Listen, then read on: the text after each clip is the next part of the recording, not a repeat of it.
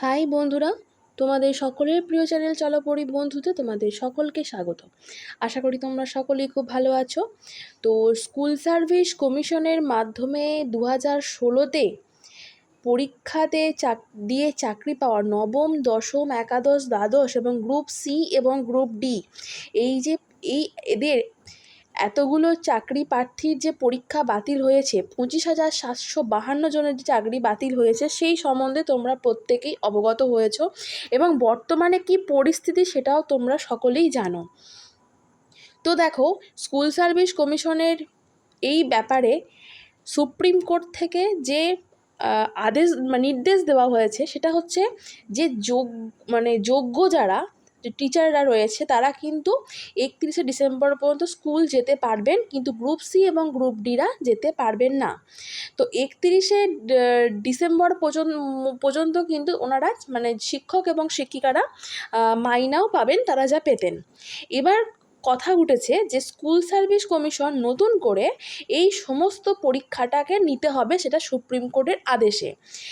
তো ইতিমধ্যেই অনেকের মনে হয়েছে যে এই যে নতুন করে পরীক্ষা হবে, স্কুল শিক্ষক শিক্ষিকাদের ক্ষেত্রেই বলো বা গ্রুপ সি গ্রুপ ডি বিভাগেই বলো, যে নতুনরা কি আদেও বসতে পারবে, নাকি যারা 2016 সালে ফর্ম ফিল আপ করে পরীক্ষা দিয়েছিলেন তারাই শুধুমাত্র বসতে পারবে, বা বসলেও তাদের পরীক্ষার প্যাটার্ন কি হতে চলেছে বা কবেই বা সেই রিক্রুটমেন্ট হতে চলেছে, সমস্ত কিছু কিন্তু প্রত্যেকের মনে রয়েছে।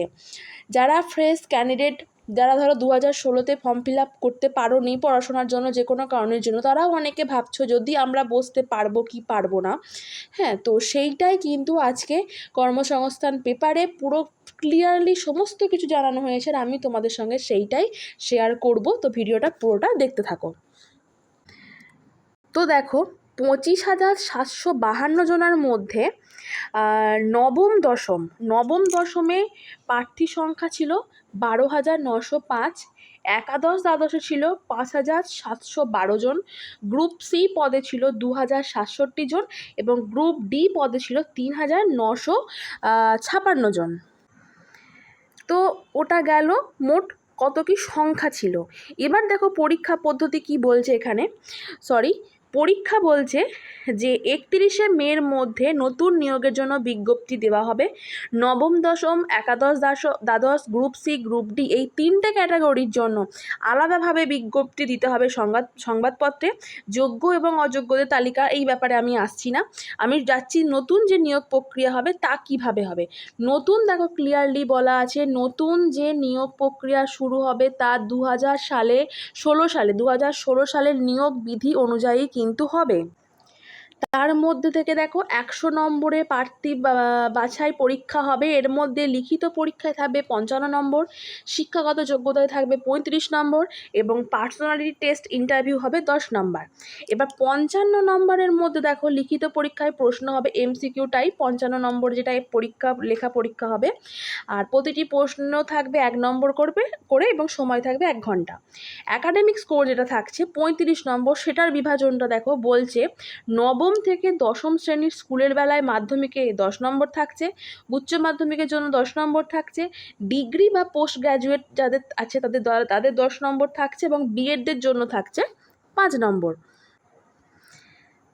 আর নেক্সট যেটা ইম্পর্টেন্ট সেটা হচ্ছে যে বলে দিচ্ছি দেখো, 2016 সালে যারা অর্থাৎ প্রায় 22 লক্ষ প্রার্থী পরীক্ষা দিয়েছিলেন, শুধুমাত্র তারাই এই নিয়োগ প্রক্রিয়ায় অংশ নিতে পারবেন।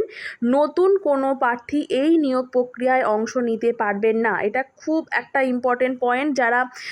নতুন যারা রয়েছে তোমরা প্রত্যেকেই চিন্তা করছিলে যে আমরা দিতে পারবো কি পারবো না, এখানে জানিয়ে দিয়েছে 2016 সালে যদি তোমরা ফর্ম ফিল আপ করে থাকতে তাহলে তোমরা পরীক্ষাটায় বসতে পারতে। নতুন করে কোনো প্রার্থী এই পরীক্ষায় অংশগ্রহণ করতে পারবে না। আশা করছি সমস্ত কিছুটা জানিয়ে দিয়ে তোমাদেরকে দেখিয়ে দিয়ে তোমাদের মনে যা যা প্রশ্ন ছিল সমস্ত কিছু ক্লিয়ার করতে পেরেছি। আবারও যখন কোনো এরকম আপডেট আসবে আমি অবশ্যই তোমাদের সঙ্গে সেটা শেয়ার করে নেব। তো আজকের ভিডিও এই পর্যন্ত, আবার তাহলে তোমাদের সঙ্গে নেক্সট ভিডিওতে দেখা হচ্ছে। Thank you.